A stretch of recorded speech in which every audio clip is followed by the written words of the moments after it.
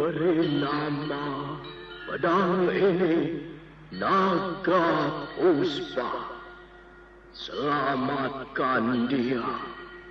Jangan sampai jatuh ke tangan pendekar berwatak jahat.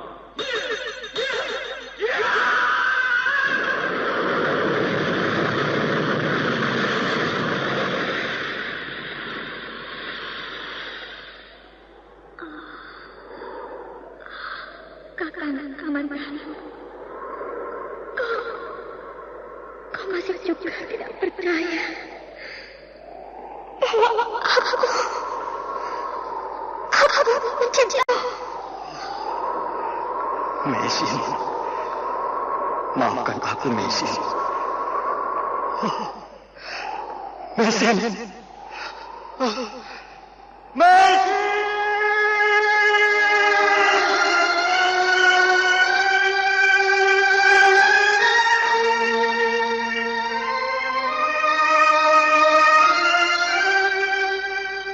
Tutur Tinula.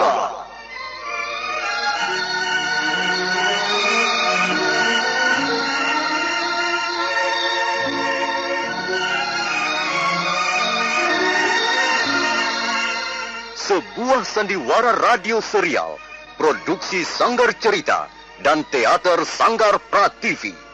Sebuah kisah dengan latar belakang sejarah runtuhnya Singasari dan berdirinya Kerajaan Majapahit.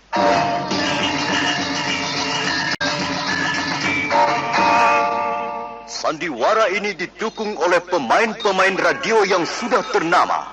Ferry Fadli, Ivone Rose, dan Eli Ermawati.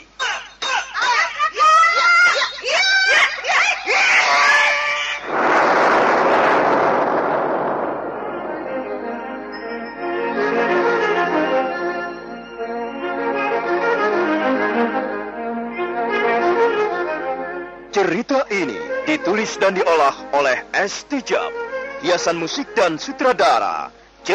Ispriyonoka. Kali ini mengetengahkan episode ke-12 dengan judul Naga Puspa Kresna.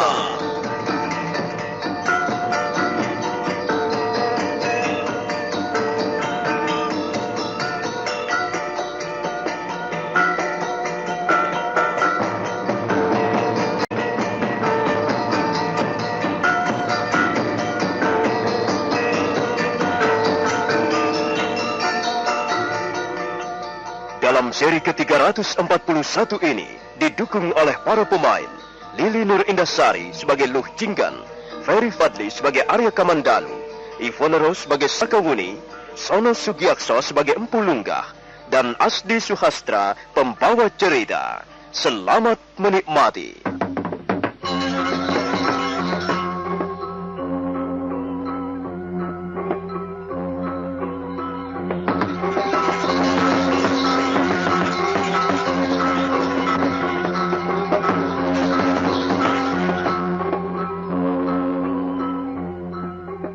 Arya Kamandanu dan Sakawuni terus mengejar Jamantara, si harimau putih. Akhirnya mereka berdua dapat bertemu dengan Nini Luh Jinggan. Nini Luh Jinggan tetap tidak bersedia memberikan pesan apa-apa mengenai tari-tarian Nisa Caranagini. Bahkan dia merasa tidak senang karena harimau putih peliharaannya menjadi terganggu oleh kehadiran mereka. Maaf tuan-tuan, saya sangat menyesalkan kehadiran tuan-tuan. Lihatlah, Jamantara agaknya tidak senang melihat kehadiran tuan-tuan. Apakah tuan-tuan sekalian telah mengganggunya? Kami sama sekali tidak mengganggunya, Nini. Rupanya harimau putihmu itu cepat sekali tersinggung. Dia adalah binatang yang baik.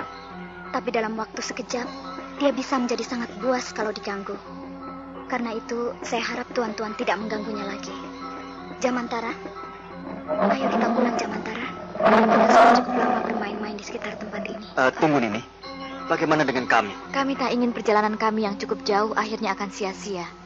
Saya kira adik Luh Jinggan dapat bersikap lebih adil terhadap kami. Kami sama sekali tidak bermaksud buruk. Kami hanya sekedar ingin tahu tentang tari-tarian Nisa Caranagini. Begitu, datang saja kalian berdua ke rumah tinggalku. Rumah tinggalku tidak jauh dari tempat ini. Di sana, Di seberang dataran inilah rumah tinggalku. Kalian akan menemukan sebuah pondok kayu. Tapi kalian tidak bisa datang sekarang. Oh, mengapa tidak bisa sekarang? Iya, buat apa datang sekarang? Kalau toh aku tidak akan dapat memberikan keterangan apa-apa. Soal tari-tarian itu kalian bisa bertanya kepada ayahku. Tapi tidak sekarang. Nanti malam. Ayo Jamantara, kulihat kau pun nampaknya sudah lapar. Ayo kita pulang. Jamantara, si harimau putih buru-buru menghampiri Nini Luh Jinggan, kemudian mendekam di bawahnya. Luh Jinggan naik ke atas punggungnya, dan sebentar kemudian harimau putih itu pun sudah melangkah perlahan-lahan. Makin lama makin cepat, dan akhirnya dia lari bagaikan terbang di atas rumput-rumputan.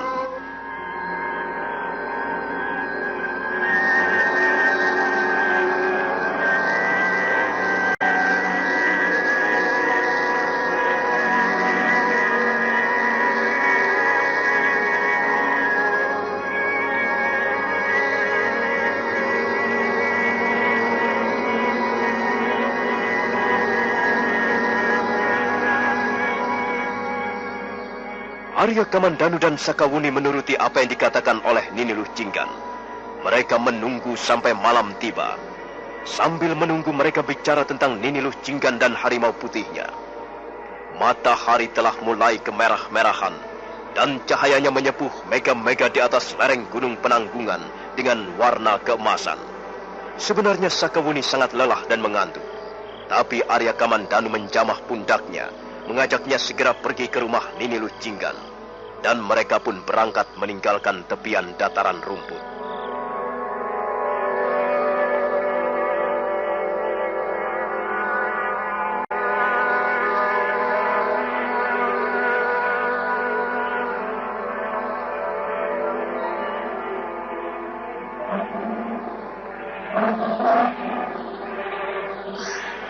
Binatang ini kelihatannya benar-benar tidak menyukai kehadiran kita, Kamandanu.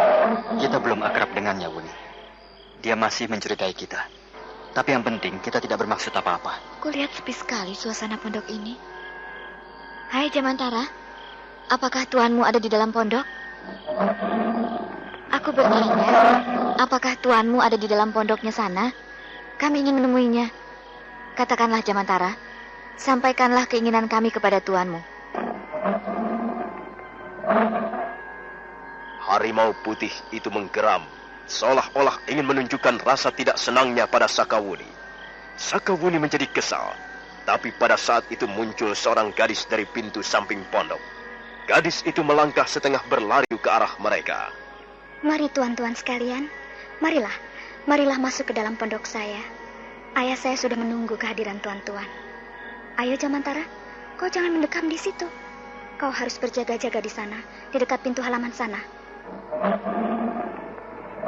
Mari tuan-tuan, mari saya antarkan masuk ke pondok saya. Terima kasih Nini. Ayo Sakawuni.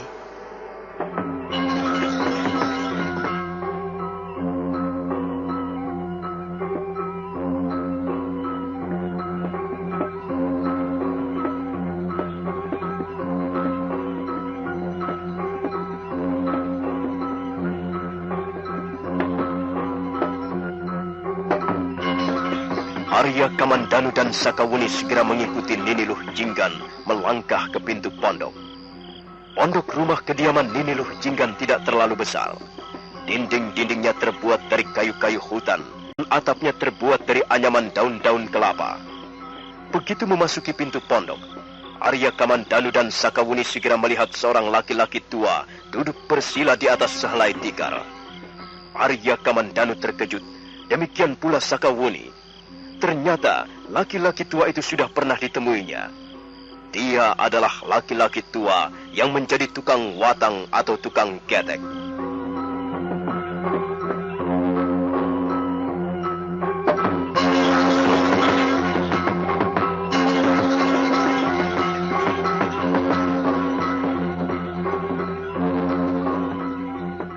Mari, Ngger. Silahkan Angger berdua duduk. Maafkan ya, Ngger. Beginilah keadaan pondok kami. Maaf Bapak.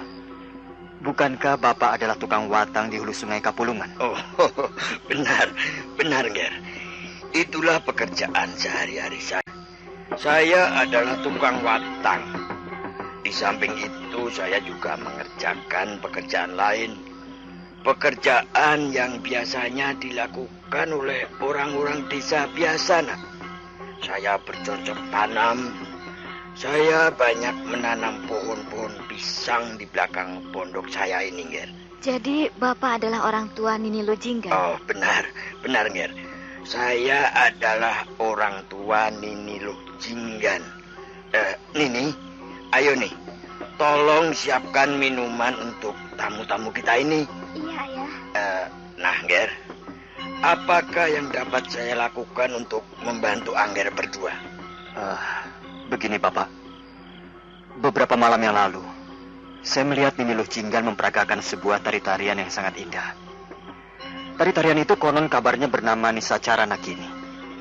Dapatkah Bapak memberikan keterangan kepada saya tentang tarian Nisacara Nagini itu? Oh, itu hanyalah sebuah tari-tarian biasa, Nger.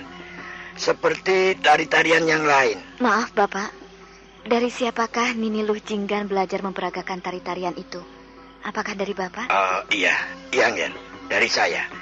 Tapi bukan hanya saya yang bisa mengajarkan irama tari-tarian Nisacara Nagini. Tarian Nisacara Nagini sudah ada sejak 100 tahun yang lalu. Tari-tarian ini dulu terkenal sekali di kalangan kerajaan Tumapel, Jenggala, ataupun Kediri.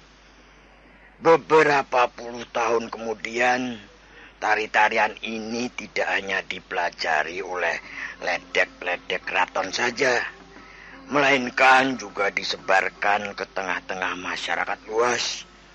Karena itu, Nger, sebenarnya tari-tarian Nisacara ini tidaklah asing, Nger. Artinya sudah banyak yang tahu, sudah banyak yang melihatnya ataupun bisa memperagakannya. Ada apa, Nger? Mengapa Angger berdua nampaknya ingin sekali tahu tentang tari-tarian Nisacara Nagini? Kami sangat terkesan oleh gerakan-gerakan yang terkandung di dalam tari-tarian itu, Bapak. Memang, Nger.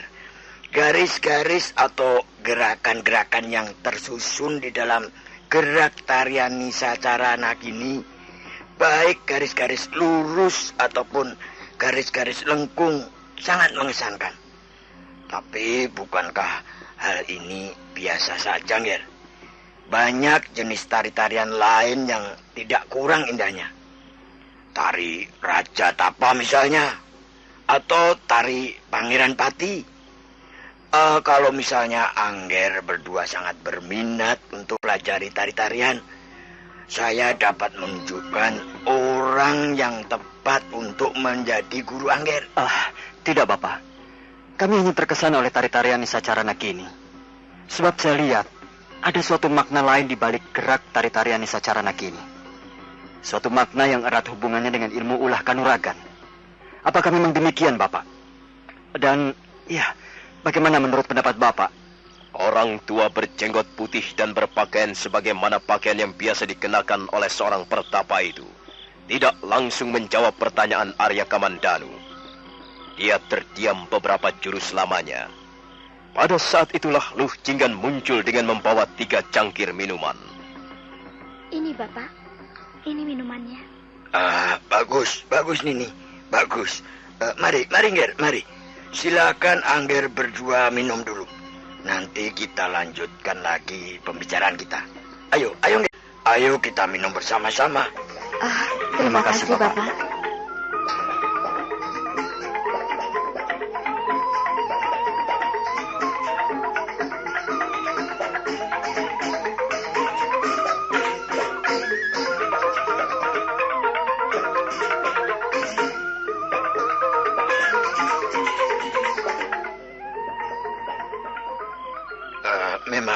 Memang, Nger. Lujinggan sama sekali tidak tahu apa-apa tentang tari-tarian Nisacara Nagini. Dan apa yang baru saja Angger katakan memang benar.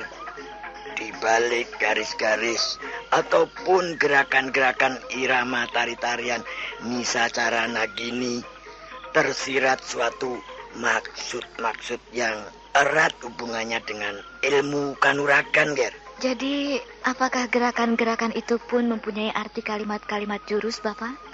Benar, Nger. Gerakan-gerakan itu juga mempunyai arti sebagai kalimat-kalimat jurus. Maaf, Bapak. Apakah yang dimaksudkan adalah jurus-jurus dalam ilmu kanuragan naga puspa tahap yang ketiga?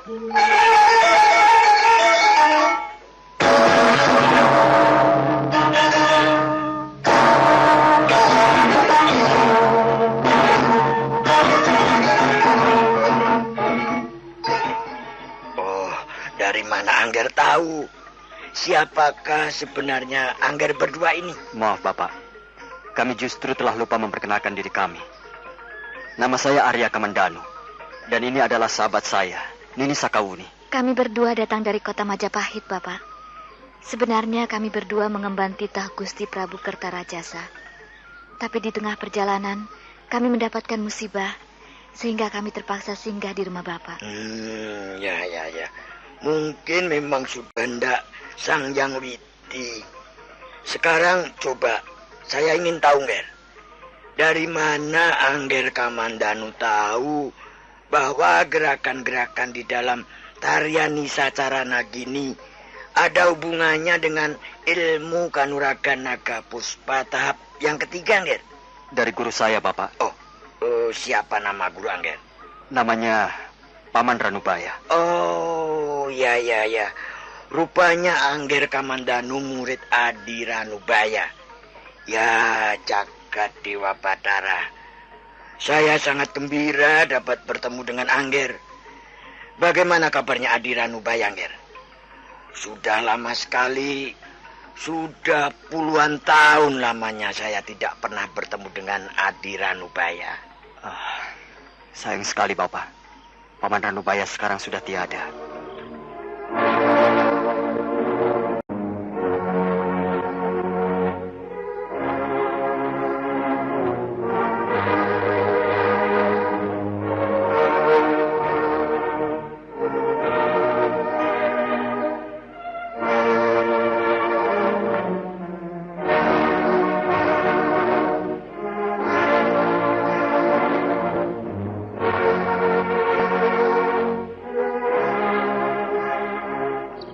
Arya Kamandanu kemudian menceritakan perihal Empu Ranubaya, orang yang pernah mengajarinya ilmu kanuragan naga puspa.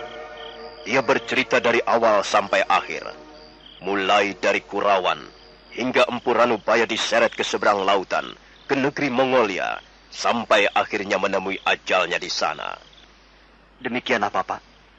Demikianlah akhir kisah Paman Ranubaya. Oh, ya. Ya, memang aneh perjalanan hidup manusia. Saya sungguh-sungguh tidak menduga bahwa akhirnya Adi Ranubaya akhirnya akan mengakhiri hidupnya di seberang lautan. Tapi ya, barangkali memang sudah demikian garis nasibnya. Maaf, Bapak. Siapakah sebenarnya Bapak ini? Dan mengapa Bapak menyebut Paman Ranubaya sebagai Adi? Apakah Bapak mempunyai hubungan kekeluargaan dengan Paman Ranubaya? Adi Ranubaya adalah adik seperguruan saya, Nger. Maaf, Bapak. Kalau begitu, kalau saya tidak salah, Bapak bernama Pulungga. Benarkah Bapak bernama Pulungga? Oh, benar, Nger. Sayalah Pulungga. Bapak Lungga. Saya sama sekali tidak menduga bahwa akhirnya saya bertemu dengan Bapak Lungga. Saya adalah putra kedua Ayahanda Hanggareksa. Apa, Angger? Angger adalah putra Hanggareksa? Benar, Bapak. Putra Empu Hanggareksa. Bukankah Empu Hanggareksa juga adik seperguruan Bapak Lungga? Oh, waduh. Bagaimana ini, Angger? Hari apakah ini sehingga saya mendapat kesempatan mendengarkan segala macam berita dari sahabat-sahabatku? Bagaimana kabarnya ayahandamu sekarang, Ger? Saya pun sudah sejak lama sekali tidak bertemu dengan Adi Hanggareksa. Kembali Arya Kamandanu menceritakan perihal ayahandanya, Empu Hanggareksa. Kali ini pun dia bercerita dari awal hingga akhir, terutama sekali tentang perselisihan antara ayahandanya dengan Empu Ranubaya, tentang paham mereka yang tidak sesuai, dan tentang diri ayahandanya yang telah mengkhianati sumpah perguruan Gandring.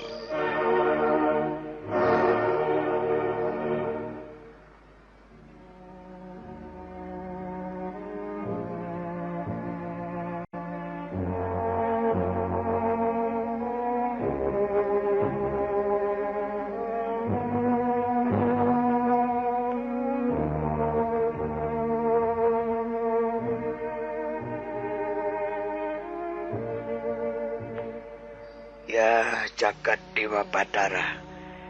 Dalam satu malam saya telah mengalami 2 kali berkabung. Pertama, saya mendengar dari Angger Kamandanu tentang diri Adi Ranubaya yang meninggal di negeri orang. Kemudian sekarang saya mendengar juga tentang diri Adi Hanggareksa yang sudah tiada lagi. Ya, baiklah. Angger Kamandanu tidak perlu menyesali itu semua, Angger.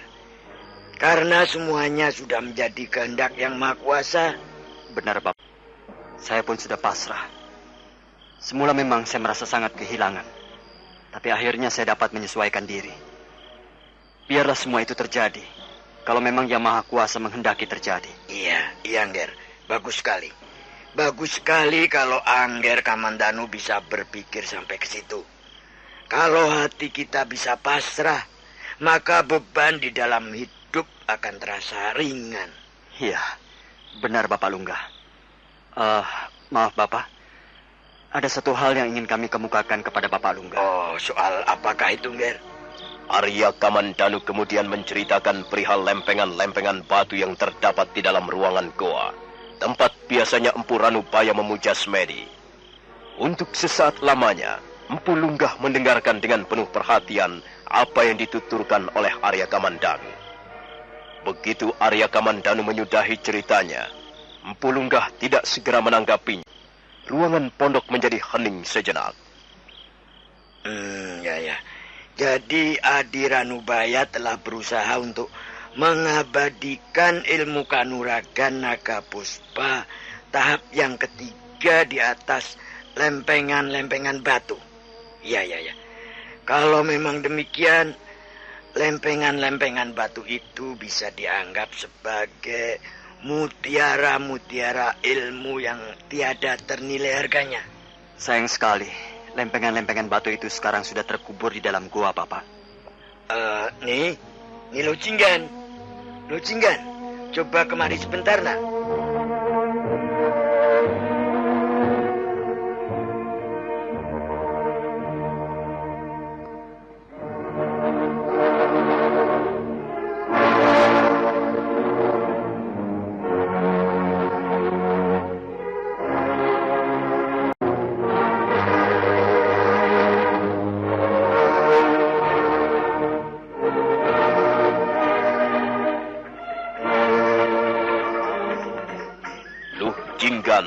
Gadis manis itu pun segera muncul dari pintu bilik samping.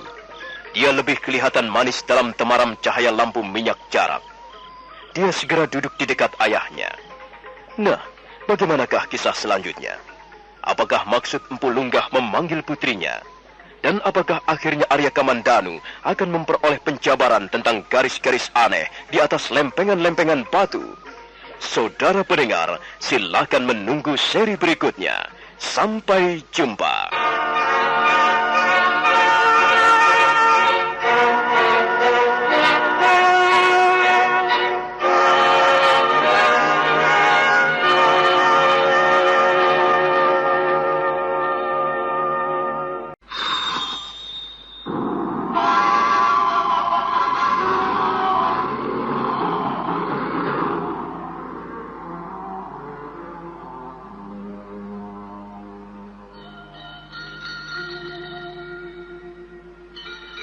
Beri nama pedang ini Naga Puspa.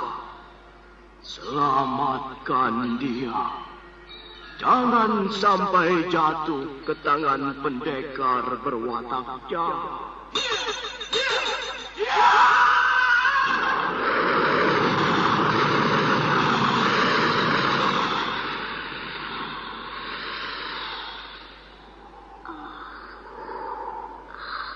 Kakang Kamandanu, kau masih juga tidak percaya bahwa aku mencintaimu. Mesin, maafkan aku, Mesin. Mesin. Mesin.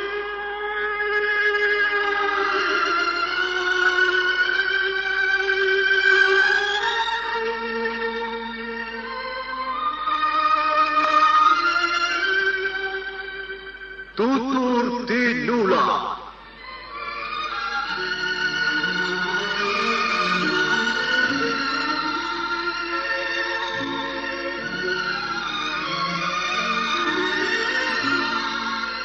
Sebuah sandiwara radio serial, produksi Sanggar Cerita dan Teater Sanggar Prativi. Sebuah kisah dengan latar belakang sejarah runtuhnya Singasari dan berdirinya Kerajaan Majapahit.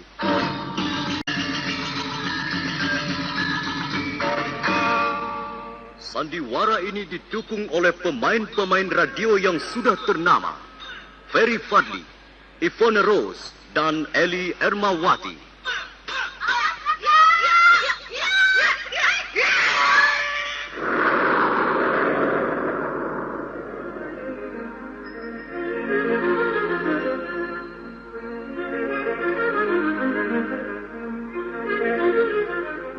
Cerita ini ditulis dan diolah oleh S. Tijab, hiasan musik dan sutradara C. Ispriyonoka.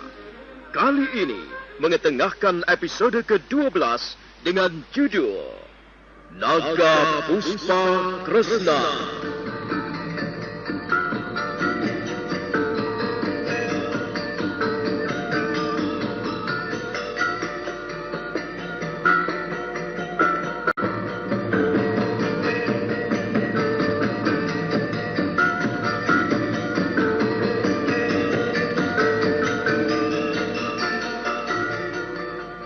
Dalam seri ke-342 ini didukung oleh para pemain Sono Sugiakso sebagai Empu Lungga, Ferry Fadli sebagai Arya Kamandanu, Ivone Rose sebagai Sakawuni, Lili Nur Indasari sebagai Luh Jinggan, dan Asdi Suhastra pembawa cerita. Selamat menikmati.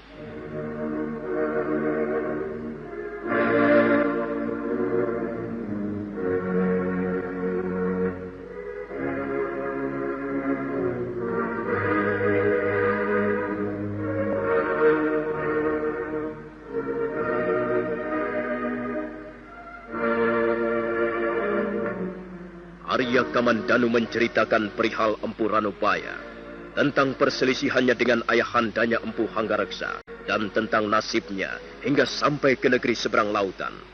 Setelah itu Arya Kamandanu juga bercerita tentang diri ayahandanya yang telah tiada beberapa tahun yang lalu. Empu Lunggah kelihatan sangat sedih mendengar berita tentang dua orang adik seperguruannya yang ternyata telah pergi mendahuluinya. Selanjutnya Arya Kamandanu bercerita tentang lempengan-lempengan batu yang terdapat di dalam goa di mana biasanya Empu Ranubaya memuja semedi. Jadi rupanya Adi Ranubaya berusaha untuk melestarikan ilmu kanuragan naga puspa. Iya, Bapak. Nampaknya memang begitu.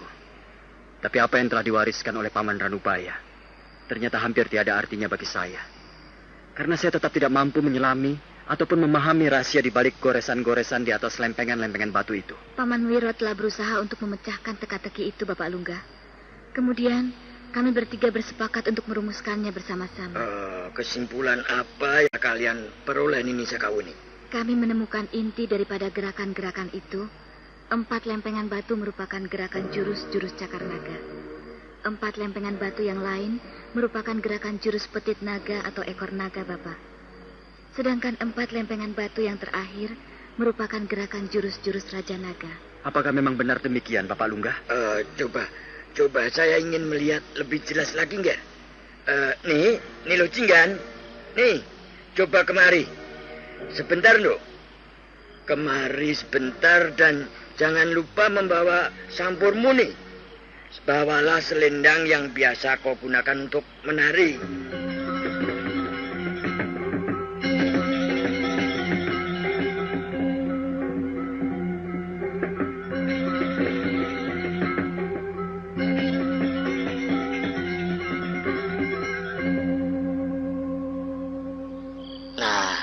Duduklah.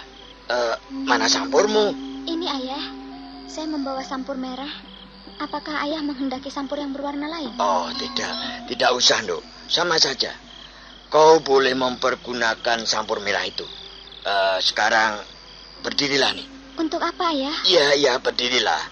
Saya ingin memperlihatkan sesuatu kepada Angger berdua ini. Ayo nih, berdirilah. Dan kenakanlah sampur itu di pinggangmu. Baik, ayah. Ya. Luh Jinggan kemudian berdiri sambil mengenakan sampurnya. Gadis desa yang manis itu bertambah manis di bawah temaram cahaya lampu minyak jarak yang terletak di sudut ruangan bilik. Arya Kamandanu dan Sakawuni menggeser tempat duduknya agak ke belakang. Sekarang cobalah kau peragakan tarian Nisa Cara Naginindo. Tidak usah bersungguh-sungguh. Yang penting gerakannya benar, hitungannya benar, dan sudut-sudutnya juga benar nih. Tidak mau, ayah. Tidak mau. Loh, kok tidak mau? Ayo nih, kau harus membantu mereka. Angger Kamandanu dan Nini Sakawuni sudah datang dari jauh. Mereka sangat ingin menyaksikan kembali tari-tarian Nisa Cara Nagini. Ayolah nih, kita harus membantu mereka. Tapi mana gamelannya, ayah? Aku tidak bisa menari tanpa gamelan. Oh, jangan khawatir, Nduk. Ayahmu ini dulu juga pernah menjadi niaga. Dan sekarang ayahmu akan menjadi niaga sekaligus gamelannya. Bagaimana bisa begitu, ayah? Ayah menjadi gamelan. Oh, plak, plung, plak, plung, cekur. Plak, plung, plak, plung, cekur. Nah, ini kan gamelan nih. Mulut ayah ini bisa menjadi gamelan yang sangat merdu, Nduk. Kau tidak percaya ya? Tidak mau. Masa gamelannya mulut? Tidak bagus, ayah. Sudahlah, Nduk. Itu tidak penting. Angger berdua ini hanya sekedar ingin tahu gerakan-gerakan tarian Nisa Cara Nagini. Ayolah, ayah akan mengiringimu dengan gamelan mulut. Dan kau tidak perlu bersungguh-sungguh menari. Ayo kita mulai ya. Tapi aku malu, ayah. Masa menari dengan gamelan mulut? Aku sekarang kan sudah besar. Siapa yang mengatakan kau ini masih bocah kecil, Nduk? Kau sudah tidak ngompol lagi. Tentu saja kau sudah besar. Nini Luh Jinggan sudah menjadi gadis remaja. Karena itu jangan kolok, jangan aleman ya. Malu dilihat Angger berdua ini. Ayolah, sudahlah nih. Kita mulai ya. Plak, plak, plak, plung, plak, plak, plak, plung, plak, plung, cekur. Plak, ketung, plak, plak, plak, ketung, plak, plak, plak, cekur. Ya, plak, plak, plak, ketung, plak, plak, plak, cekur.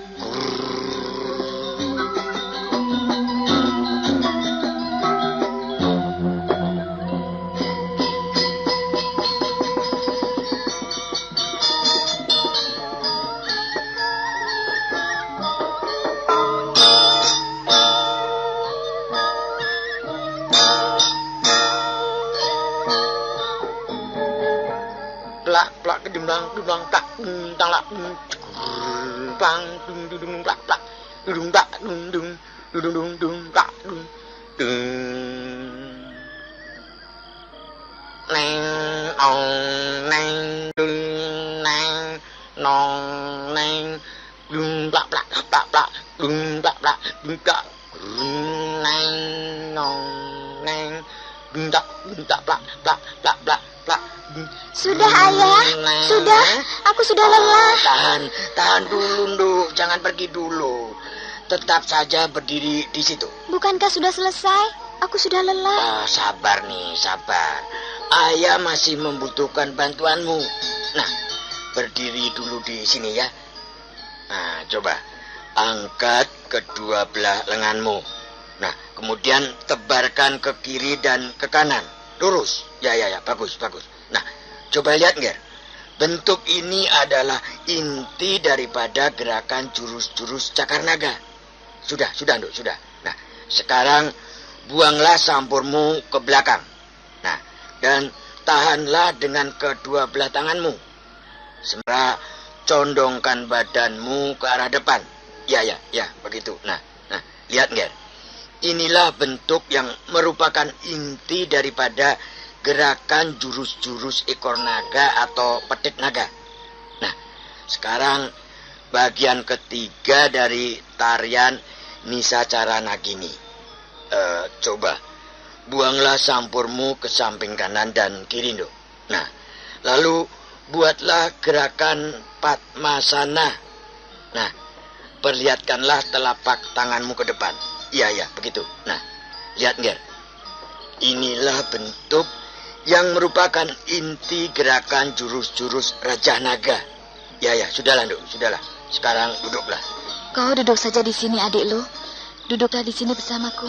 Iya, duduklah bersama Nini Sakawuni, Ngger. Kau tidak usah malu-malu, Lo Jinggan. Mereka berdua adalah orang lain bagi kita.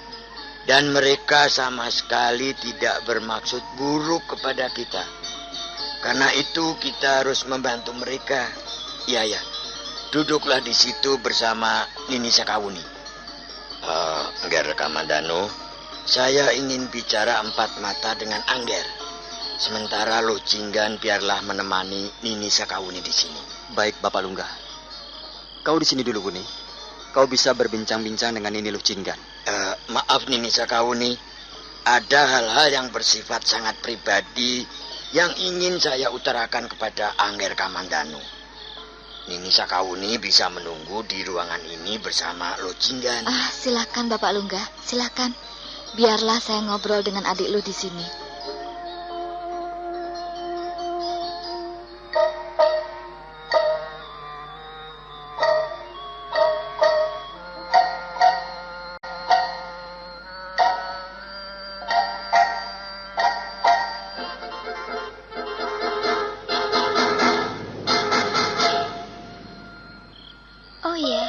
Bagaimana aku harus memanggilmu? Aku sudah tahu namamu Sakawuni, tapi aku tidak tahu bagaimana seharusnya aku memanggilmu. Aku lebih tua dari usiamu, adik lu. Karena itu, semestinya kau memanggilku dengan sebutan kakak. Baiklah, aku akan memanggilmu dengan sebutan kakak. Kakak Wuni. Kau hanya tinggal berdua saja di pondok ini bersama Bapak Lungga? Iya, Kakak Wuni.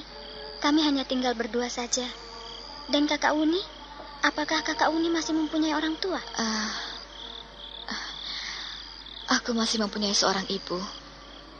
Ibuku tinggal di sana. Jauh letaknya dari sini. Ibuku tinggal di atas puncak bukit Panampihan. Sedangkan ayahku sudah meninggal beberapa waktu yang lalu. Siapakah Arya Kamandanu itu? Apakah suamimu? Tidak. Dia hanya teman biasa. Kami berdua sekarang ini bekerja di Istana Majapahit. Arya Kamandanu bertugas sebagai pelatih ulah kanuragan, membantu Paman Lembu Sora. Demikian pula aku. Kami berdua sama-sama menjabat sebagai pelatih ulah kanuragan prajurit-prajurit Majapahit. Hebat sekali. Kalau begitu, Kakak Wuni dan Kakang Arya Kamandanu adalah pendekar-pendekar. Sebenarnya kami hanya mempunyai kemampuan sedikit tentang ulah kanuragan. Dan kami ingin menyumbangkan pengetahuan kami yang sedikit itu untuk membantu negeri Majapahit yang sedang membangun. Aku tidak percaya bahwa Kakak Wuni dan Arya Kamandanu hanyalah teman biasa.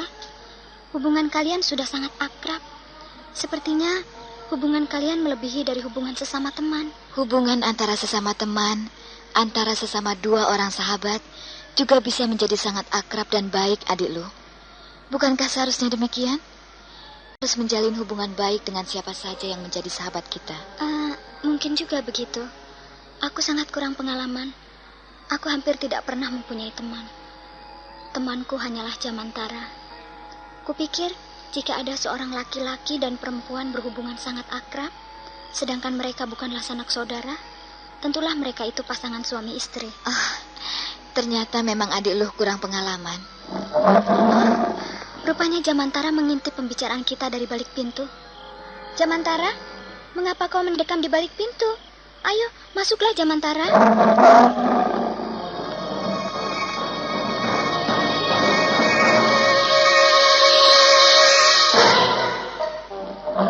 Jangan suka mengintip pembicaraan orang dari balik pintu, Jamantara.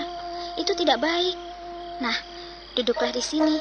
Kau boleh duduk di sini, asal jangan mengganggu pembicaraan kami ya. Harimau putih itu lalu duduk di Luh Jinggan. Kepalanya diletakkan di atas pangkuan majikannya. Sungguh hebat harimau putihmu ini, adik Lu. Dia bukannya hanya jinak, tapi nampaknya dia cukup mengerti keinginanmu. Jamantara sudah menjadi seperti anggota keluarga kami. Dia banyak belajar tentang tata cara kehidupan manusia kepada kami. Dia makan dengan teratur, dia tidur pun dengan teratur. Dan dia selalu ikut menjaga ketenangan serta kedamaian rumah ini. Aku hampir tidak percaya bahwa ada seekor binatang yang dapat mengenal tata cara kehidupan manusia. Jamantara ini dulunya juga seorang manusia seperti kita, Kakak Uni. Apa maksudmu, adik Lu? Maksudku, dalam kehidupan yang lampau, Jamantara ini pun seorang manusia. Waktu itu dia banyak berbuat dosa. Itulah sebabnya pada kehidupan yang sekarang, dia turun derajatnya menjadi seekor harimau. Siapa yang bercerita seperti itu? Ayah yang menceritakannya padaku. Dan Jamantara membenarkannya. Oh, aneh sekali. Apakah Jamantara tahu bahasa manusia? Tentu saja dia tahu.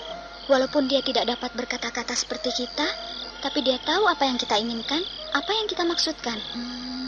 Apakah Jamantara menyesali dosa-dosanya di masa lalu? Iya, dia sangat menyesali dosa-dosanya. Hal itu bisa kita lihat dari keadaannya sekarang. Bulu-bulunya berwarna putih. Itu sebagai pertanda bahwa Jamantara tetap masih mempunyai keinginan baik. Dan lihatlah pancaran matanya. Kadangkala Jamantara kelihatan sedih. Bahkan kadangkala dia menangis terseduh-seduh. Mungkin dia teringat peristiwa di masa lalunya. Cerita itu seperti sebuah dongeng saja, adik Lu. Memang, Kakak Uni. Bagi orang yang tidak percaya, cerita-cerita seperti itu hanyalah sebuah dongengan belaka. Tapi aku tetap percaya. Aku yakin bahwa Jamantara dulunya adalah seorang manusia. Dan dia ingin kembali menjadi manusia untuk memperbaiki kesalahan-kesalahannya di masa lalu. Itulah sebab dia lain dari harimau-harimau yang lain. Dia sangat tekun mendengarkan apa saja yang kita ajarkan padanya. Apakah dia tahu bahwa sekarang ini kita sedang membicarakannya? Kakak Uni bisa langsung bertanya padanya. Cobalah tanyakan. Apakah dia tahu bahwa kita ini sedang membicarakannya? Tanyakan saja. Jamantara, kau tidak keberatan kalau kami membicarakan perihal dirimu? Jamantara, benarkah dulu kau adalah seorang manusia? Mengapa dia diam saja, adik Lu? Jamantara, tidak dapatkah kau menjawab pertanyaan Kakak Uni? Jamantara, ada apa dengan dirimu? Hei, Jamantara, ada apa dengan dirimu? Wajahnya kelihatan murung dan sedih, adik Lu. Pandangan matanya redup. Mungkin dia keberatan kita berbicara perihal dirinya. Benarkah demikian, Jamantara? Ayo, jawablah. Jamantara, Jamantara, mau kemana? Jamantara, mau kemana kau, Jamantara?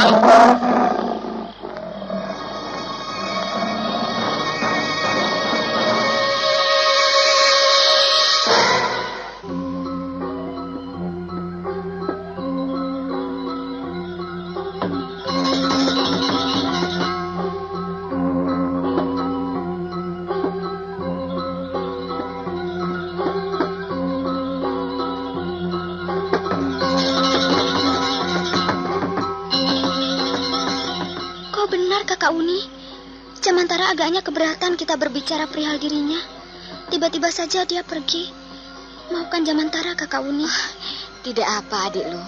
Aku dapat mengerti perasaannya. Kalau begitu marilah kita bicara soal lain saja.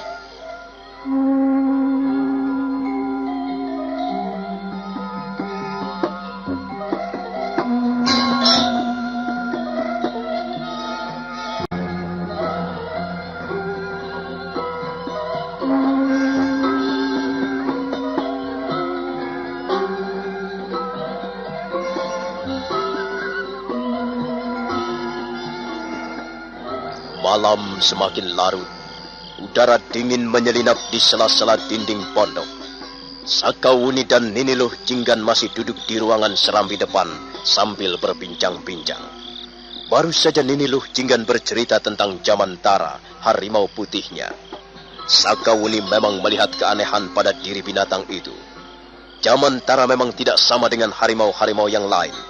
Ia nampak cerdik dan sepertinya mengerti tentang tata cara kehidupan manusia.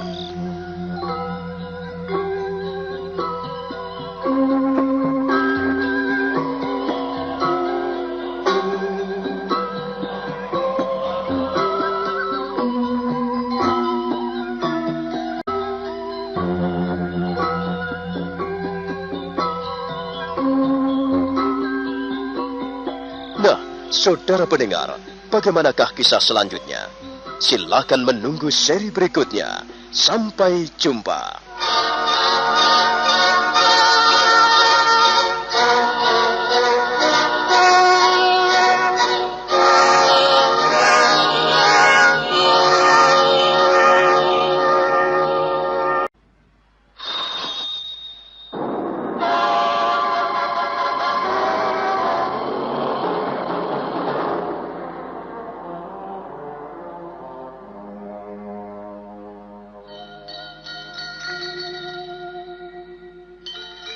Beri nama pedang ini Naga Puspa.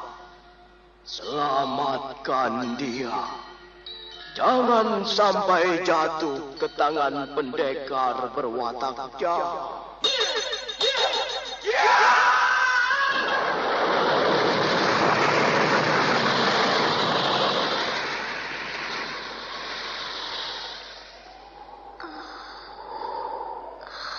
Kakang Kamandan, kau masih juga tidak percaya bahwa aku mencintaimu. Mesin, maafkan aku, Mesin. Mesin.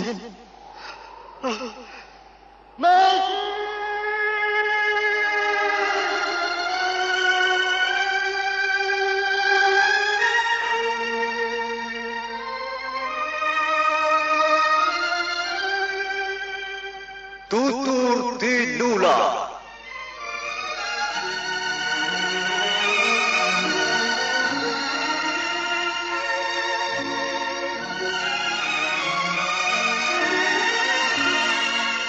Sebuah sandiwara radio serial, produksi Sanggar Cerita dan Teater Sanggar Prativi. Sebuah kisah dengan latar belakang sejarah runtuhnya Singasari dan berdirinya Kerajaan Majapahit.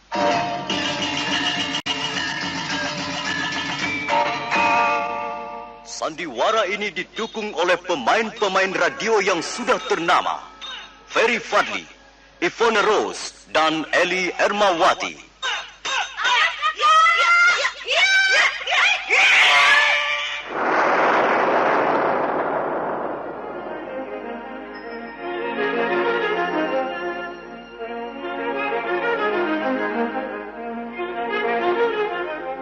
Cerita ini ditulis dan diolah oleh S. Tijab, hiasan musik dan sutradara C. Ispriyonoka. Kali ini mengetengahkan episode ke-12 dengan judul Naga Puspa Kresna.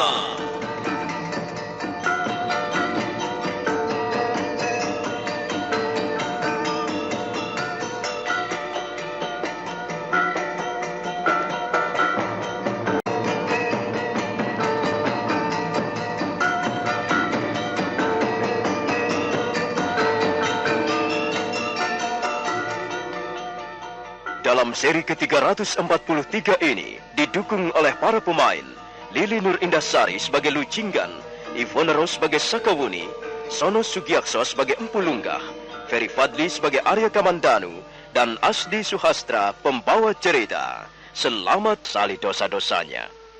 Dia ingin suatu saat nanti, jika dia sudah mati, maka pada kehidupan yang akan datang, dia akan berubah wujud kembali menjadi manusia biasa. Sakawuni memang melihat keanehan pada tingkah laku binatang buas itu. Sepertinya dia dapat mengerti tentang tata cara kehidupan manusia. Nih, agaknya Jamantara tidak senang kita membicarakan perihal dirinya. Wajahnya kelihatan murung, adik lu. Dan tiba-tiba saja dia bangkit lalu melangkah pergi. Begitulah Kakak Uni. Itulah sebabnya dia dinamakan Jamantara. Jamantara artinya kehidupan di masa-masa yang lalu. Sungguh-sungguh suatu cerita yang aneh dan tidak mudah untuk dicerna oleh akal sehat. Itu tergantung dari keyakinan kita masing-masing, Kakak Uni. Ada yang mau percaya, ada pula yang tidak. Tapi bagiku Jamantara sudah menjadi seperti anggota keluarga kami. Dia seperti saudara kandungku sendiri. Dan aku seringkali berhutang budi padanya. Beberapa kali Jamantara telah menyelamatkan jiwaku dari mara bahaya. Seringkali aku berpikir bahwa Jamantara jauh lebih mulia hatinya dibandingkan dengan manusia biasa. Dia jujur, dia berani, dia bertanggung jawab. Dia tahu mana yang baik dan mana yang buruk. Dan dia rela mengorbankan jiwanya demi keselamatan kami.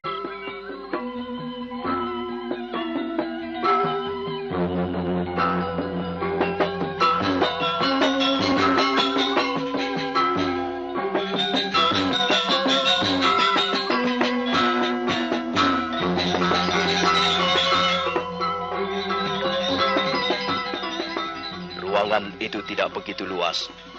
Ukurannya kurang lebih 4 kali 6 depa. Di ruangan yang terletak di belakang pondok itulah biasanya Empu Lunggah duduk bersemedi. Malam sudah agak larut ketika Empu Lunggah membawa Arya Kamandanu memasuki sanggar pamujan. Arya Kamandanu duduk bersila di atas tikar pandan yang anyamannya agak kasar. Sesaat lamanya mereka berdiam diri sehingga suasana di dalam ruangan menjadi hening. Empu Lunggah kemudian meraih sebuah gulungan rontal. Coba, Ngger. Saya membuat beberapa buah lukisan. Dan saya ingin Angger Kamandanu mengamatinya dengan seksama. Saya ingin tahu, apakah lukisan-lukisan saya ini ada kemiripannya dengan garis-garis yang Angger lihat di atas lempengan-lempengan batu? Baik, Bapak Lunggah. Bagaimana dengan lukisan ini, Ngger? Tepat sekali. Persis sekali, Bapak Lunggah. Lukisan ini persis sekali dengan garis-garis yang terdapat di atas 4 lempengan batu yang pertama. Apakah Angger Kamandanu tidak salah lihat? Tidak, Bapak Lunggah. Saya yakin bahwa lukisan ini sama persis dengan garis-garis di atas lempengan batu. Iya, saya dapat memastikannya, Bapak Lunggah. Sekarang saya justru dapat mengingat kembali garis-garis di atas lempengan batu yang sebagian besar telah saya lupakan.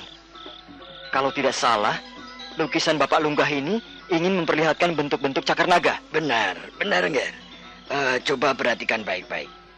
Bukankah garis ini jika dihubung-hubungkan, maka hasilnya akan menjadi gambar cakar naga? Benar, Bapak Lunggah. Kalau ini, bagaimana dengan lukisan yang ini, Ngger? Nah, lukisan ini pun sama persis dengan garis-garis yang terdapat di atas 4 lempengan batu yang kedua. Bukankah lukisan ini ingin menunjukkan kalimat-kalimat jurus ekor naga atau petit naga? Benar, Ngger. Memang lukisan-lukisan ini berbicara mengenai jurus-jurus petit naga. Nah, sekarang yang ini Ngger. Ini sudah jelas, Bapak Lunggah. Lukisan ini jelas menggambarkan tentang kalimat-kalimat jurus Rajah Naga. Demikianlah yang pernah dijelaskan oleh Paman Wirot kepada kami. Apakah penjelasan itu cukup mengandung kebenaran, Bapak Lunggah? Benar, Ngger. Apa yang telah dijelaskan oleh pamanmu Wirot semuanya benar. Ke-12 lempengan batu itu memang merupakan harta kekayaan tidak ternilai harganya. Karena di dalamnya terkandung ilmu yang sekarang ini sudah langka. Ilmu kanuragan naga puspa ciptaan guru kami, Empu Sasi, memang tiada bandingannya di dunia ini. Ilmu ini sangat tinggi. Jarang sekali para pendekar mampu mendalaminya secara sempurna. Nah, Angger Kamandanu, sekarang dengarkan. Apa yang telah disampaikan Paman Wirot memang sudah cukup benar. Dan sekarang saya hanya ingin melengkapi saja apa yang telah dijabarkan oleh Pamanmu Wirot. Baik, Bapak Lunggah. Kita mulai dengan jurus-jurus cakar naga.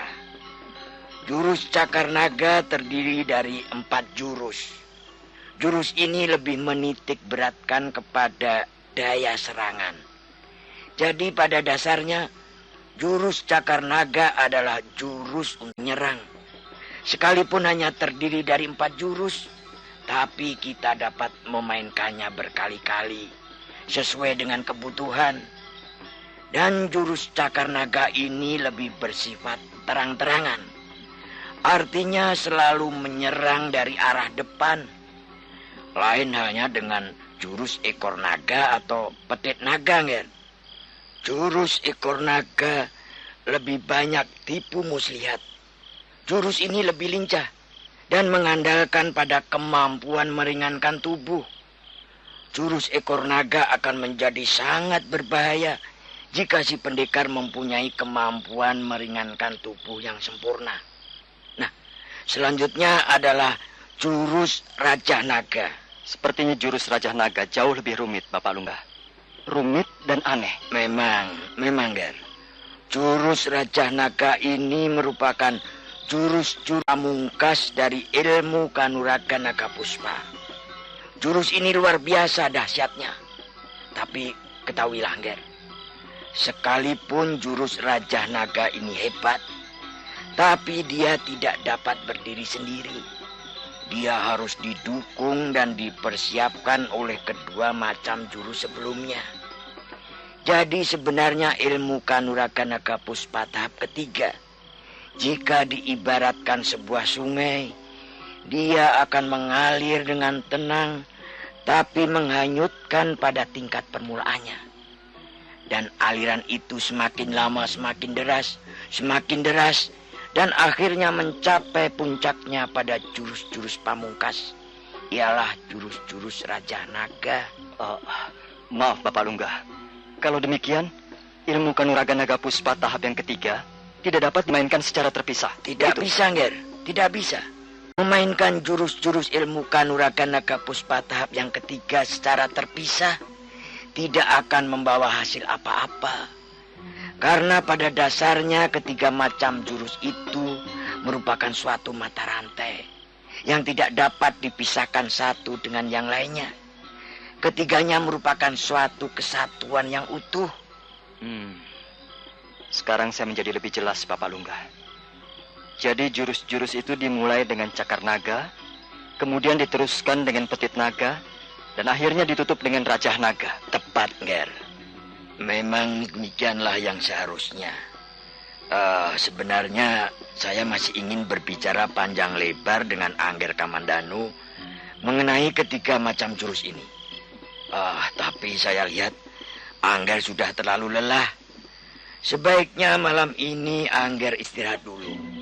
Besok akan kita teruskan pembicaraan ini. Baiklah, Bapak Lunggah. Terima kasih atas segala penjelasan Bapak. Dan selanjutnya saya menunggu sampai besok. Selamat malam, Bapak Lunggah. Selamat malam, Angger Kamandanu. Selamat. Keesokan harinya, Arya Kamandanu terbangun kesiangan. Dia buru-buru membersihkan badannya di pancuran air yang terletak di belakang pondok.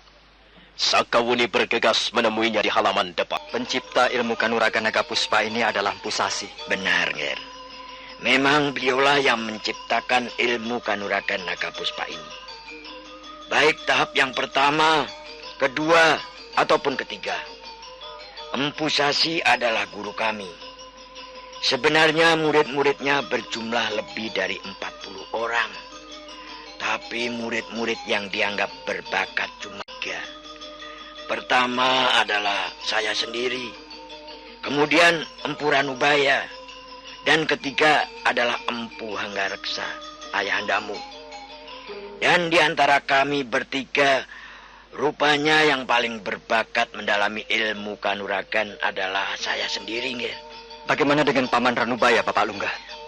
Pamanmu Ranubaya juga cukup berbakat. Tapi sebenarnya dia lebih berbakat untuk mendalami ilmu-ilmu pembuatan senjata. Itulah sebabnya Empu Sasi, guru kami, menurunkan seluruh ilmu kanuragan naga puspa hanya kepada saya. Memang kami bertiga memperoleh pengertian-pengertiannya secara lengkap, baik tahap yang pertama, kedua, ataupun yang ketiga. Pamanmu Ranubaya juga tahu tentang seluk-beluk ilmu kanuragan naga puspa tahap yang ketiga. Demikian pula ayahmu. Tapi guru tidak pernah memberikan kunci-kuncinya kepada mereka. Pamanmu Ranubaya hanya menguasai ilmu kanuragan naga puspa sampai tahap yang kedua saja, Nger. Sedangkan ayahmu hanyalah menguasai tahap yang pertama saja.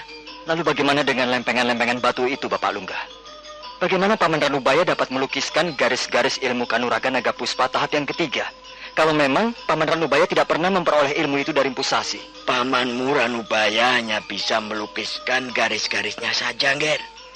Tapi dia tidak akan mampu menjabarkan apa sebenarnya isi di balik garis-garis itu. Memang benar, Bapak Lungga. Garis-garis itu memang sangat aneh bentuknya. Dan sampai sekarang pun saya masih belum mampu memahami secara keseluruhan. Sepertinya ada sesuatu yang bersifat sangat rahasia. Itulah, Nger. Ilmu kanuragan naga puspa tidak dapat amalkan ataupun dibaca secara lahiriah. Ada sebuah ungkapan berbunyi demikian. Ilmu kelakone kanthi laku. Artinya ilmu tidak dapat dipahami secara sempurna jika tidak dilaksanakan. Hanya dapat membaca saja, hanya memahami pengertian-pengertian luar saja, belum cukup, Nger. Tapi jika seseorang dapat melaksanakannya, barulah ilmu itu merasuk ke dalam dirinya. Manjing ono sakjroning kalbu. Artinya ilmu itu sudah merasuk ke dalam diri si pendekar. Merasuk sampai ke tulang sumsumnya, sampai ke urat-urat darahnya, sampai ke daging kulitnya, sampai ke dasar sukmanya. Dan itulah yang tidak dapat dicapai oleh Pamanmu Ranubaya. Kata lain, hanyalah Empu Sasi sendiri yang mampu memperoleh tingkatan yang sempurna. Apakah benar demikian, Bapak Lungga? Benar, Nger. Guru Sasi adalah pencipta ilmu ini. Guru adalah penemunya. Karena itu sudah sewajarnya kalau guru menguasainya secara mendalam dan sempurna. Sedangkan kita, murid-muridnya, barangkali hanya mampu menguasai sepertiga atau separuh bagian dari keseluruhan ilmu itu. Mengapa bisa demikian, Bapak Lungga? Bukankah manusia diciptakan sama oleh Yang Maha Kuasa? Ya, memang benar, Nger. Pada dasarnya manusia diciptakan sama. Juga pada dasarnya manusia mempunyai kekuatan yang sama besarnya. Tapi mereka menjadi berbeda karena kesempatan atau nasib. Nasib manusia tidak sama antara yang satu dengan yang lainnya. Contohnya adalah saya sendiri. Sekalipun bertahun-tahun saya melatih ilmu kanuragan naga puspa tahap yang ketiga ini, namun tahap pencapaian saya masih belum juga sempurna, Nger. Masih saja ada kekurangannya. Oh, saya masih belum bisa mengerti, Bapak Lungga. Nampaknya ilmu kanuragan naga puspa ini aneh sekali. Saya kira Angger Kamandanu perlu membuktikan kata-kata saya ini. Sekarang ikutlah saya, Nger. Baik, Bapak Lungga. Kemudian petit naga, dan akhirnya ditutup dengan Raja Naga. Baik, Bapak Lungga.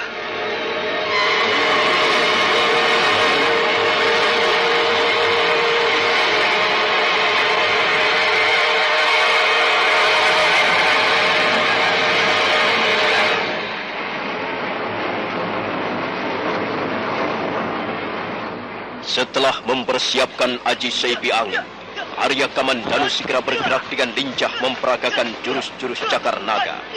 Untuk sesaat lamanya dia terseret oleh arus gerakan-gerakan jurus cakar naga. Saat berikutnya, dia terseret arus jurus-jurus petit naga.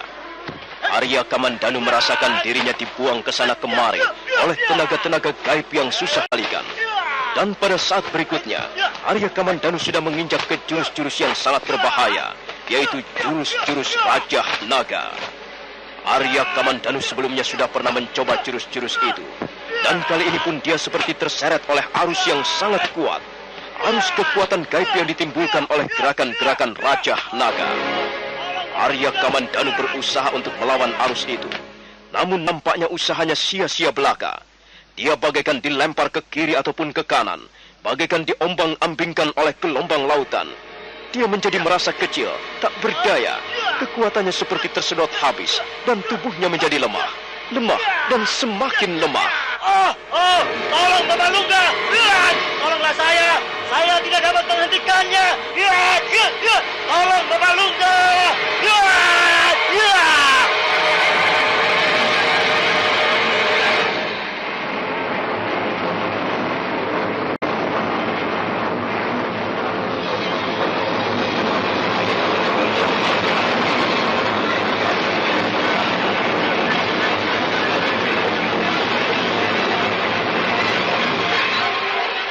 Nah, saudara pendengar, bagaimanakah kisah selanjutnya? Apa yang akan dialami oleh Arya Kamandanu? Dan apa yang akan dilakukan oleh Empu Lungga?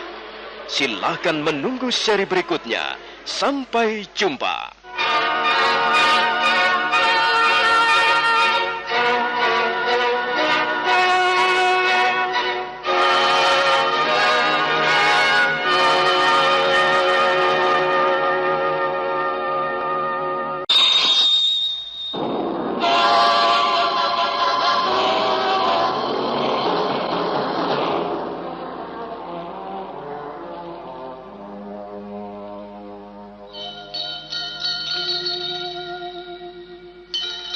Beri nama pedang ini Naga Puspa. Selamatkan dia. Jangan sampai jatuh ke tangan pendekar berwatak jahat.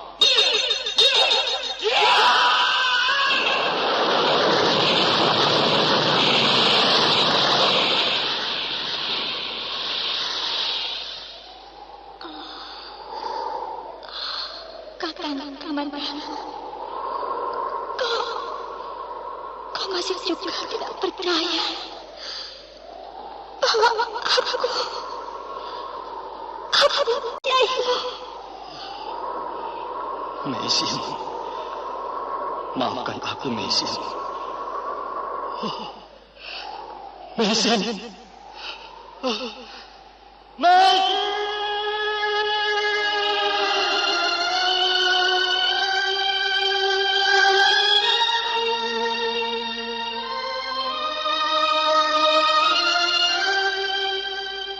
Tutur Tinula.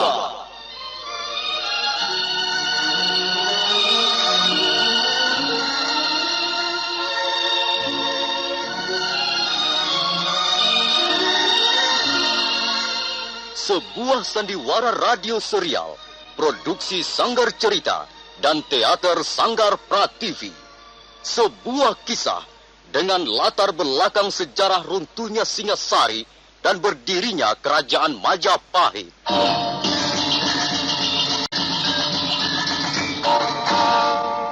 Sandiwara ini didukung oleh pemain-pemain radio yang sudah ternama, Ferry Fadli, Ivone Rose, dan Eli Ermawati.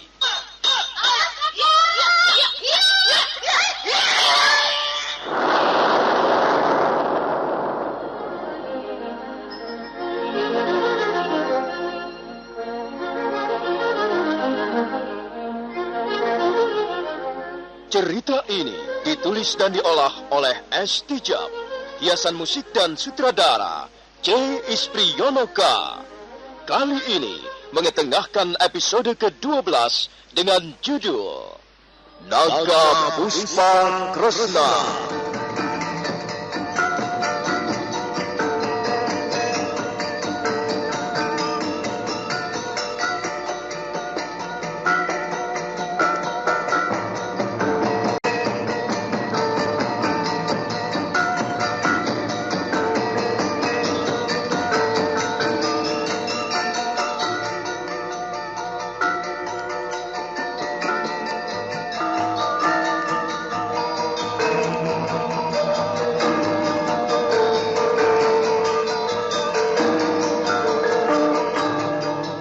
Dalam seri ke-344 ini didukung oleh para pemain Ferry Fadli sebagai Arya Kamandanu, Sono Sugiakso sebagai Empu Lungga, dan Asdi Suhastra pembawa cerita. Selamat menikmati.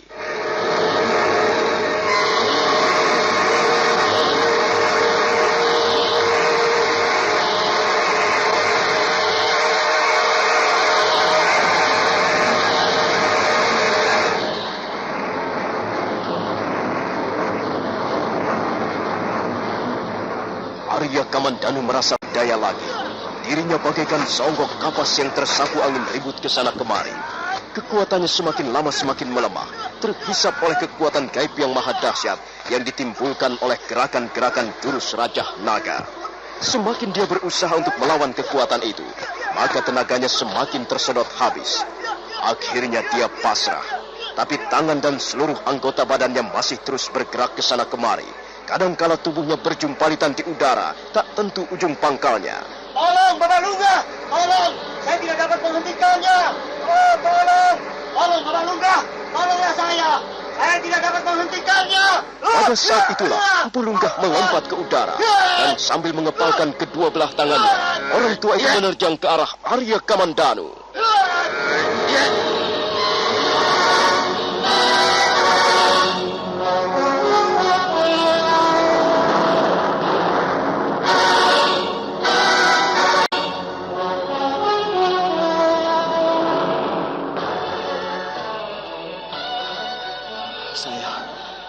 Saya merasa lemas sekali.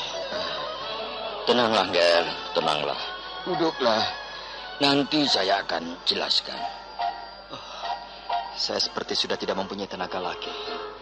Saya merasa sangat lelah, Bapak Lungga. Kalau begitu sebaiknya Angger Kamandanu istirahat bareng sejenak. Silakan berbaring di atas rumput ini, Ger. Biarlah saya menunggu bareng sejenak. Baik, Bapak Lungga. Saya berusaha akan memulihkan tenaga saya dulu. Arya Kamandanu kemudian berbaring di atas rumput. Dia mengatur pernapasannya. Semula agak susah untuk mengatur napas, tapi lama-kelamaan dia mulai bisa menguasai dirinya.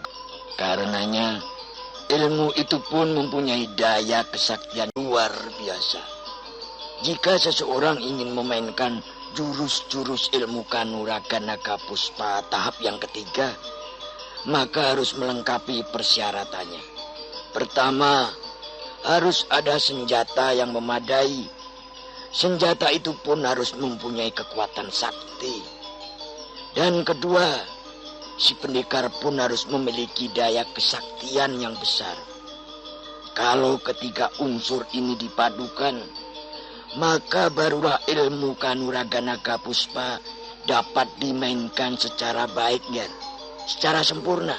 Kalau demikian, saya tidak mungkin dapat memainkan jurus-jurus ilmu Kanuraga Naga Puspa tahap yang ketiga, Bapak Lungga. Karena nampaknya saya tidak mempunyai cukup cadangan tenaga dalam yang memadai. Iya, benar, Ger. Memang demikianlah kenyataannya. Tapi, Ger, ada hal-hal yang ingin saya ketahui dari Angger Kamandanu. Soal apakah, Pak Lungga? Sekalipun Angger Kamandanu terseret arus dan tidak mampu mengendalikan diri, tapi nampaknya Angger telah mengetahui kunci-kuncinya. Dari manakah Angger dapat mengetahui kunci-kunci itu, Ger? Saya belum mengerti sepenuhnya maksud pertanyaan Bapak Lungga. Begini, Ger. Untuk memahami arti-arti yang terkandung di dalam garis-garis lempengan batu itu, dibutuhkan kunci. Tidak mungkin seseorang mampu membacanya tanpa kunci. Bagaimana Angger Kamandanu dapat mengetahui bahwa pada 4 lempengan batu yang pertama merupakan jurus-jurus cakar naga. Demikian pula pada lempengan batu berikutnya yang merupakan jurus-jurus petit naga dan raja naga. Itulah yang saya maksudkan, Ger. Sekarang saya dapat mengerti pertanyaan Bapak Lungga. Begini, Bapak Lungga. Kunci itu terdapat di atas tubuh pedang Puspa. Setelah pedang Naga Puspa dicuci oleh Paman Wirot, maka timbullah tulisan-tulisan yang ternyata merupakan kunci untuk membaca garis-garis di atas lempengan batu. Pedang Naga Puspa? Benar, Bapak Lungga. Pedang Naga Puspa itu adalah ciptaan Paman Ranubaya. Di atas tubuh pedang Naga Puspa tertera tulisan-tulisan yang bunyinya demikian. Cakar Nogo Kinurat Papat Hanawut Angkoso. Petit Nogo Kinurat Papat Ranonggo Madyo. Rajah Nogo Kinurat Papat Sifat Papat Minongko Roso Jalmo. Ya, pantas. Pantas Angger Kamandanu dapat membaca garis-garis di atas lempengan batu. Rupanya Angger telah menemukan kuncinya. Sayang sekali, Nger. Sungguh-sungguh sangat disayangkan. Ada apa, Bapak Lungga? Bapak Lungga kelihatannya sangat kecewa. Iya, Nger. Mungkin memang sudah demikian kehendak Sang Yang Witiwasa. Begini, Nger. Sebenarnya guru kami, Empu Sasi, melarang keras kepada semua murid-muridnya untuk menciptakan senjata pusaka yang bisa dipergunakan untuk memainkan jurus-jurus ilmu kanuragan naga puspa tahap yang ketiga. Mengapa demikian, Bapak Lungga? Bukankah untuk memainkan jurus-jurus itu dibutuhkan senjata yang memadai? Senjata pusaka yang memenuhi persyaratan? Memang benar, Nger. Tapi barangkali guru kami mempunyai wawasan yang lain, yang jauh lebih luas. Coba, Nger. Bolehkah saya mengetahui seperti apa wujudnya pedang naga puspa itu? Terkejut. Untuk sesaat lamanya dia tidak bisa berkata apa-apa. Empu Lunggah menjadi heran. Dia sama sekali tidak tahu apa yang sedang bergejolak di dalam hati anak muda di depannya. Bagaimana, Nger? Saya hanya ingin meminjamnya untuk melihatnya sebentar saja. Saya ingin tahu wujud pedang itu. Maaf, Bapak Lungga. Saya... ada apa, Nger? Sepertinya Angger Kamandanu kebingungan. Ada apa sebenarnya?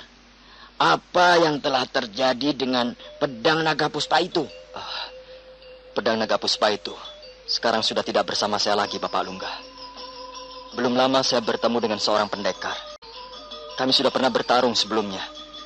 Saya tahu dia sangat bernafsu untuk memiliki pedang naga puspa. Sudah beberapa kali dia berusaha merebut senjata itu dari tangan saya. Pada pertarungan yang terakhir kalinya, saya telah mengalami nasib sial. Pendekar itu dapat merobohkan saya dan kemudian membawa lari pedang naga puspa. Demikianlah, Bapak Lungga. Saya sangat menyesal. Saya merasa sangat berdosa kepada Paman Ranubaya. Saya telah melalaikan tugas saya. Ya. Memang hal itulah yang dikhawatirkan, Ger. Itulah sebabnya guru kami melarang keras membuat senjata pusaka yang bisa dipergunakan untuk memainkan ilmu kanuragan naga puspa tahap ketiga. Dan ternyata apa yang kita khawatirkan terjadi. Sebab ketahuilah, Ger, senjata pusaka seperti itu sangat ampuh. Senjata itu mengandung kekuatan gaib yang sangat dahsyat. Bagaimana jadinya nanti kalau sampai senjata seperti itu jatuh ke tangan pendekar berwatak jahat? Dunia ini bisa dibuat geger, Ger. Dia bisa bertindak sewenang-wenang, menghancurkan segalanya demi menuruti hawa nafsunya dan angkara murkanya. Saya sangat menyesal, Bapak Lungga. Sungguh-sungguh saya sangat menyesal. Baiklah, Nger. Memang sangat disesalkan hal itu bisa terjadi. Tapi karena sudah terjadi, kita mau apa lagi? Baiklah. Sekarang apakah Angger Kamandanu sudah mempunyai rencana tertentu? Sekarang ini saya sedang kebingungan, Bapak Lungga. Saya merasa mendapatkan musibah besar. Saya harus dapat merebut kembali pedang naga puspa itu. Tapi dengan kemampuan yang saya miliki sekarang ini, rasanya hal itu mustahil. Karena itu sebenarnya saya ingin memperdalam ilmu kanuragan naga puspa tahap 3. Tapi apakah hal itu mungkin, Bapak Lungga? Sudahlah, Angger. Lebih baik Angger Kamandanu sekarang ini menenangkan diri lebih dulu. Nanti malam saya akan menceritakan sesuatu hal yang perlu Angger ketahui. Sekarang marilah kita istirahat. Marilah kita pulang.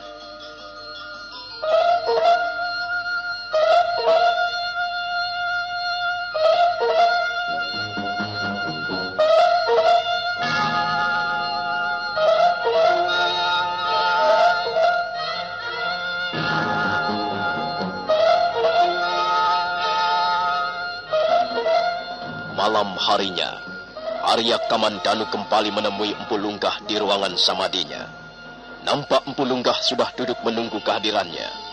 Mereka kemudian duduk bersila berhadap-hadapan. Di mana Nini Sakawuni, Ger? Barangkali Sakawuni sudah tidur, Bapak Lungga. Saya lihat dia masuk ke ruangan biliknya bersama Nini Lucinggan. Baiklah. Dengan begitu kita bisa bicara dengan tenang. Begini, Ger Kamandanu. Iya, Bapak Lungga. Siang tadi saya sudah mengutarakan kepada Angger bahwa sangat sukar bagi ukuran pendekar zaman ini untuk dapat menguasai secara sempurna ilmu kanuragan naga puspa tahap yang ketiga. Hal itu bukan tidak ada sebabnya, Nger. Apakah sebabnya, Bapak Lunggah? Apa gunanya ilmu itu diciptakan kalau memang tidak akan ada seorang pendekar pun mampu untuk menguasainya? Bukankah akhirnya ilmu itu akan menjadi sia-sia belaka? Sebabnya demikian, Nger. Dan hal ini merupakan persyaratan mutlak. Persyaratan yang tidak bisa ditawar-tawar lagi.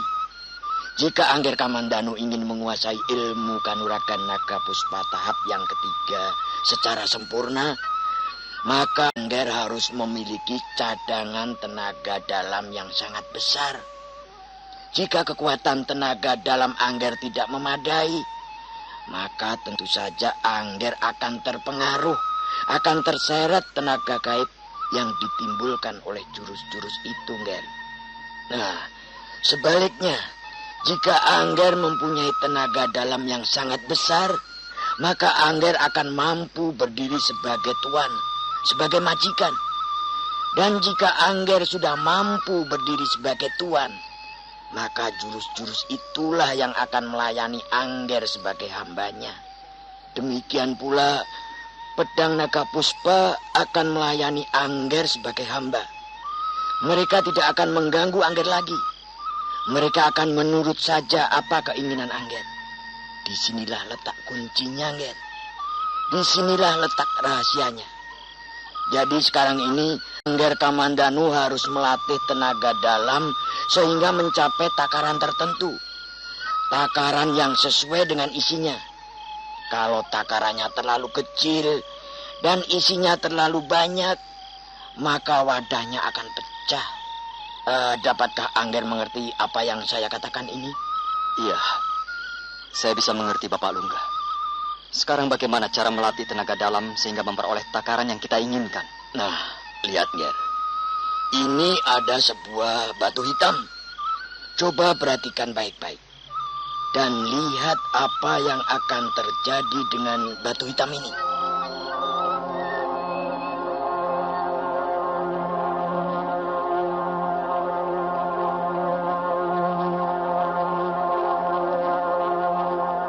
Empu Lunggah menggenggam batu hitam sebesar telur ayam. Orang tua itu memejamkan matanya sesaat lamanya. Perlahan-lahan wajahnya berubah menjadi kemerah-merahan. Kemudian disusul bibirnya gemetaran dan urat-uratnya menjadi tegang. Mendadak dari kepalan tangannya keluar asap keputih-putihan. Tangan itu terus berasap dan mengeluarkan suara mendesis. Asap itu semakin lama semakin bertambah banyak dan ruangan dipenuhi asap keputih-putihan.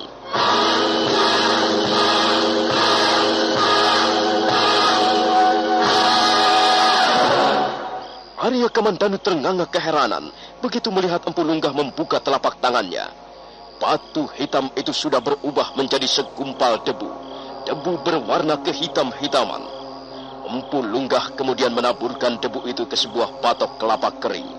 Angger Kamandanu tidak usah merasa heran. Apa yang baru saja saya lakukan dapat juga dipelajari oleh orang lain. Yang perlu Angger ketahui ialah jika Angger ingin menguasai ilmu kanuragan naga puspa tahap ketiga secara sempurna, maka paling tidak Angger harus mempunyai tenaga dalam 2 kali lipat seperti yang telah saya perlihatkan tadi. Apakah hal itu mungkin, Bapak Lunggah? Saya tidak dapat menjawab pertanyaanmu, Nger.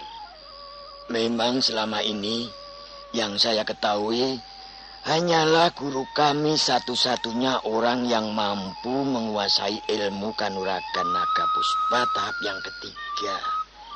Sedangkan saya sendiri hanya mampu menguasainya sebagian saja, Nger. Dan semua itu karena tenaga dalam yang tidak memadai. Dan hal ini tidak bisa dipaksakan, Nger. Jika dipaksakan, akibatnya akan menjadi buruk. Bukannya Angger yang akan menguasai ilmu kanuragan itu. Sebaliknya justru ilmu kanuragan itulah yang akan menguasai diri Angger Kamandanu. Seorang guru jika kalah pintar dengan muridnya, akibatnya si guru menjadi murid. Dan si murid pun menjadi guru. Bukankah hal ini tidak bisa dibenarkan? Oh, sekarang saya menjadi lebih jelas, Bapak Lungga. Bolehkah saya menanyakan sesuatu? Oh, silakan, Ger. Silakan bertanya. Soal apa yang ingin Angger ketahui? Saya sudah kepalang basah, Bapak Lungga. Saya harus bertanggung jawab terhadap hilangnya pedang naga puspa dari tangan saya. Saya harus dapat merebutnya kembali. Tapi usaha saya pasti akan menemui kegagalan jika kemampuan saya dalam hal ulah kanuragan tidak memadai. Karena itu saya sudah bertekad. Saya berjanji di dalam hati bahwa saya harus mampu menguasai ilmu kanuragan naga puspa tahap yang ketiga, apapun persyaratannya. Saya ingin tahu, Bapak Lungga, berapa lama dibutuhkan waktu untuk melatih tenaga dalam sehingga mencapai takaran yang kita inginkan? Maksud saya, takaran yang sesuai untuk memainkan jurus-jurus ilmu kanuragan naga puspa. Oh, maaf, Ger. Saya takut Angger akan kecewa jika mendengar jawaban saya. Tidak, Bapak Lungga. Walaupun bagaimana, saya akan tetap berusaha. Berapa dibutuhkan waktu untuk melatih tenaga dalam itu?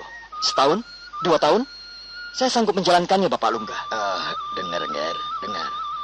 Sekalipun Angger Kamandanu menghabiskan seluruh sisa-sisa usia Angger, dan Angger terus berlatih setiap hari tiada hentinya, Angger belum akan mampu mencapai takaran yang memadai. Apakah benar demikian, Bapak Lungga? Iya, Angger. Saya tidak berkata dusta kepada Angger. Saya berkata yang sebenarnya. Itulah mengapa saya pernah berpikir bahwa ilmu kanuragan naga ini hanya lahir di dunia untuk menjadi milik guru, milik Empu Sasi seorang diri. Mustahil bagi orang lain untuk bisa mendalaminya secara sempurna. Kalau begitu saya telah gagal. Bukankah demikian, Bapak Lungga? Bukankah saya telah gagal sebelum mencoba? Iya, saya sendiri juga telah gagal, Angger Kamandanu. Bertahun-tahun saya menekuni ilmu itu, dan saya merasakan perkembangan saya sangat lamban. Saya hampir tidak pernah maju, Ger. Bahkan kadangkala karena putus asa. Dalami ilmu kanuragan naga puspa tahap ketiga. Silahkan menunggu seri berikutnya. Sampai jumpa.